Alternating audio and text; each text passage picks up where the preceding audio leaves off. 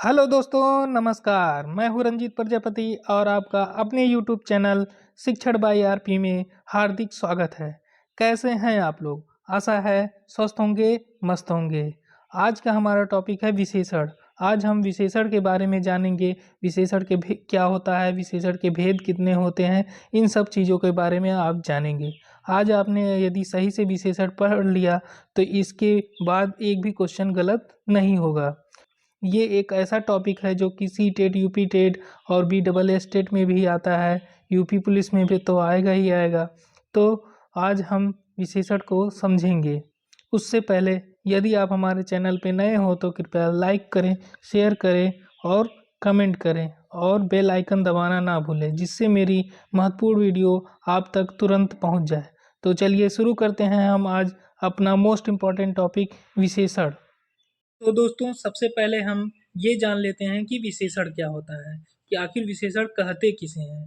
जो किसी की विशेषण, जैसा कि नाम से ही स्पष्ट है कि जो किसी चीज़ की विशेषता बताए, उसे ही हम लोग विशेषण कहते हैं। जैसे कि मोटा आदमी, लंबा आदमी, छोटा बच्चा, ये सब क्या होते हैं? ये सब विशेषण हैं। उसके गुण को बता रहे हैं, उसके दोष को बता रहे हैं, उसकी दशा को बता रहे हैं कि तब कि उसमें क्या क्वालिटी है।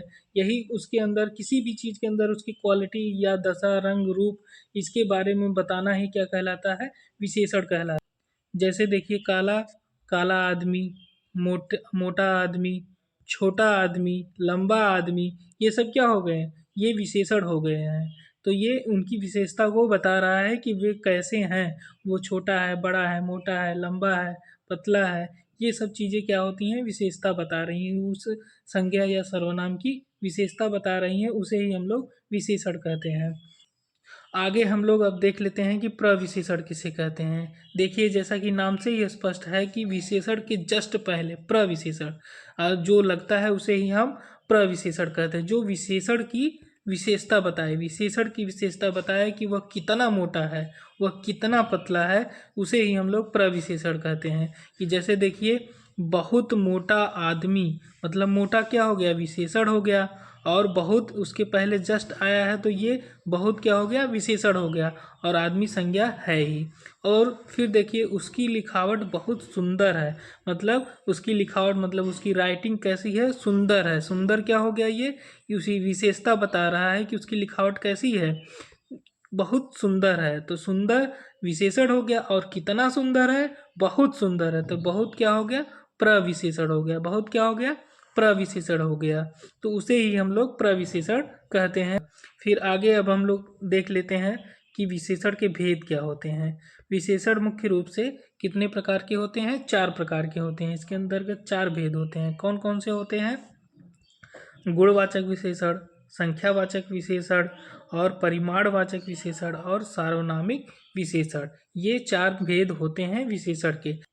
अब हम एक एक के बारे में जान लेते हैं कि गुणवाचक, संख्यावाचक और परिमाणवाचक और सार्वनामिक विशेषण क्या क्या होते हैं। तो सबसे पहले शुरू करते हैं हम लोग गुणवाचक विशेषण से।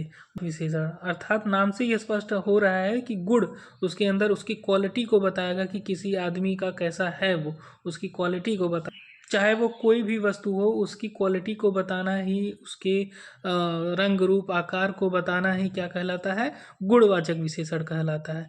गुणवाचक ऐसे विशेषण होते हैं जो किसी संज्ञा या सर्वनाम के गुण, दोष, दशा, दिशा, रंग, गंध, आकार, व्यवस्था आदि का बोध कराता है। तो उसे ही हम लोग क्या कहते हैं? गुणवाचक विशेषण। जैसे हम लोग देख लेते हैं क्या लिखा हुआ है? गर्म पानी।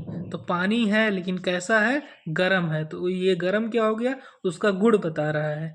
बड़ा आदमी, तो आदमी तो है लेकिन कैसा है? बड़ा आदमी है। तो कैसा है? बड़ा आदमी है। तो उसके वो गुण को बता रहा है कि हाँ, आदमी कैसा है? बड़ा है। और देखिए, इसी तरीके से व्यक्ति का क्या हो गया है? प्रसिद्ध व्यक्ति। प्रसिद्ध मतलब कि वो बहुत ही फेमस व्यक्ति है, तो उसके गुण को बता रहा है। और देखिए, यहाँ पुस्तक को क्या बता रहा है? कि पतली पुस्तक, अर्थात कि पुस्तक कैसी है? पतली है। उसकी दशा को बता रहा है। ठीक है। तो जैसे काला घोड़ा, तो उसके रंग को बता रहा है कि हाँ, घोड़ा कैसा है? काला है। ठीक है। अच्छा आदमी, सुगंधित पुष्प, कि पुष्प कैसा है? सुगंधित है, तो ये उसके गुण को बता रहा है। ठीक है। ताजी रोटी, अर्थात रोटी कैसी है? ताजी है, तो ताजी क्या हो गया? उसके गुण को बता रहा है। गांव, छोटा गांव, बड़ा गांव, तो ये गांव के गुण को बता रहा है कि वो कैसा गांव है? बड़ा गांव है, अच्छा गांव है। प्रसिद्ध स्थान कोई हो गया, तो स्थान कैसा है? प्रसिद्ध है। तो ये सब हो जाते हैं गुणवाचक विशेषण में आते हैं। अब हम लोग आगे देख लेते हैं कि संख्यावाचक विशेषण किसे कहते हैं। संख्यावाचक विशेषण, जैसा कि आप लोगों को नाम से भी पता हो जाता है कि संख्या, अर्थात इसमें किसी संख्या को लेकर के, गिनती को लेकर के इसमें बात कही जाएगी। ये ऐसे ये ऐसे विकारी शब्द होते हैं जो अपने विशेष्यों की संख्या का बोध कराते हैं कि उसकी कितनी संख्या है। जैसे 5 रुपये, तो रुपए कितने हैं? 5 रुपये। हाँ, 10 रुपये, 20 रुपये, ये सब क्या हो गए हैं? संख्यावाचक विशेषण हैं। उसी तरीके से हम लोग देख लेते हैं कि इसमें कितने भेद होते हैं? 2 भेद होते हैं, निश्चित संख्यावाचक विशेषण और अनिश्चित संख्यावाचक विशेषण। निश्चित संख्यावाचक विशेषण मतलब जिसका कोई एकदम फैक्ट हो कि हाँ ये इतना ही क्वांटिटी में है। जैसे दिन, दिन है कितने? 10 दिन। रुपए कितने हैं? 20 रुपये। तो ये निश्चित है इसका कि हाँ इसके पास कितने रुपए हैं? 10 रुपये हैं। जैसे मोहन के पास 10 रुपये हैं, तो इसमें निश्चित संख्यावाचक विशेषण है। और फिर हम देख लेते हैं जैसे अनिश्चितवाचक संख्या विशेषण। तो अनिश्चित संख्यावाचक विशेषण में कि उसकी निश्चित नहीं होता है कि उसकी क्वांटिटी कितनी है, वो हमें पता नहीं है, बस हम ऐसे ही कैजुअली बोल देते हैं कि हाँ जैसे कुछ पैसे है ना। और फिर उसके बाद कुछ कपड़े, मतलब कुछ कपड़े हैं, चाहे वो 2 भी हो सकते हैं, 4 भी हो सकते हैं, 8 भी हो सकते हैं, 15, 20 जो भी हो सकते हैं। उसी तरीके से पैसे भी कुछ भी हो सकते हैं। वो हम लोगों को पता नहीं है कि उसके पास कितने पैसे हैं, बस कुछ पैसे हैं।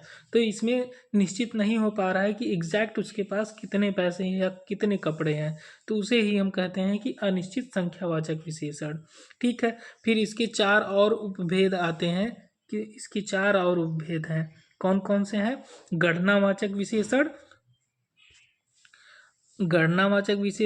आवृत्तिवाचक विशेषण, क्रमवाचक विशेषण और समूहवाचक विशेषण। जैसा कि देखिए कि नाम से ही स्पष्ट है कि हाँ इसमें गणना की बात कही जा रही है कि गणना मीन्स गिनना, उसको हम काउंटिंग कर सकते हैं। जैसे आदमी कितने हैं? 2 आदमी हैं, तो इसको हम काउंट किए हैं, तो ये गणना में आ जाते हैं। जैसे 500 रुपये, तो इसमें कितने रुपए हैं? 500 रुपये हैं। 10 बकरी, आखिर में कितनी बकरी हैं? 10 बकरी हैं, तो इसको हम गिन सकते हैं। जैसे एक गांव, मतलब गांव कितने हैं? एक ही गांव है। बैल कितने हैं? 2 बैल। आदमी 3 आदमी, तो कितने आदमी हैं? 3 आदमी। तो इसमें गणना की बात कर रहा है कि उसको हम गिन सकते हैं, और ये तब क्या हो जाता है? गणनावाचक विशेषण में आ जाते हैं। फिर उसी तरीके से हम देखते हैं अगला, एक आवृत्तिवाचक विशेषण है। आवृत्तिवाचक विशेषण जैसे 10 गुनी, चौगुनी, दोगुनी, ये सब आवृत्तिवाचक विशेषण में आते हैं कि इनकी कितनी संख्या है, कितनी बार में रिपीट हो रहा है। दुगुना है, तिगुना है, 4 गुना है, 5 गुना है, 10 गुना है, तो ये आवृत्तिवाचक में आते हैं। और फिर देखिए क्रमवाचक विशेषण, मतलब कि उसका क्रम निर्धारित हो कि इसके बाद पहला, दूसरा, तीसरा, चौथा, पांचवा हम लोग पढ़ते हैं ना, तो ये कैसा है? 8वां है, 10वां है, 9वां है, 100वां है। तो ये क्रमवाचक विशेषण एक क्रम से आते हैं, एक सीरियल वाइज में आते हैं कि इनको हम कहते हैं पहला, दूसरा, तीसरा, चौथा, पांचवा। और फिर देखिए जैसे समूहवाचक विशेषण क्या कहता है? जैसे 5 का कोई ग्रुप हो, जैसे 5 पांडव हुए तो वो उनका ग्रुप कहा जाता है, ताकि 5 लोग मिलकर के वो पांचों पांडव थे। उसी तरीके से समूह 7वाचक, जैसे 7 सिस्टर का नाम हम लोग जानते हैं कि कौन कौन से होते हैं, तो वे 7 आ गया, 10 आ गया, मतलब किसी का ग्रुप, चाहे वो 10 का हो, 1000 का हो, कितने का भी ग्रुप हो, बस ग्रुप होना चाहिए, तो वो समूहवाचक विशेषण में आता है। ठीक है। और आशा है कि आप लोग समझ रहे होंगे अच्छे से, और इसको ध्यान से समझ लीजिएगा क्योंकि इससे क्वेश्चन अक्सर करके पुटअप होते हैं हिंदी के। फिर आगे अब हम लोग देख लेते हैं कि परिमाणवाचक विशेषण।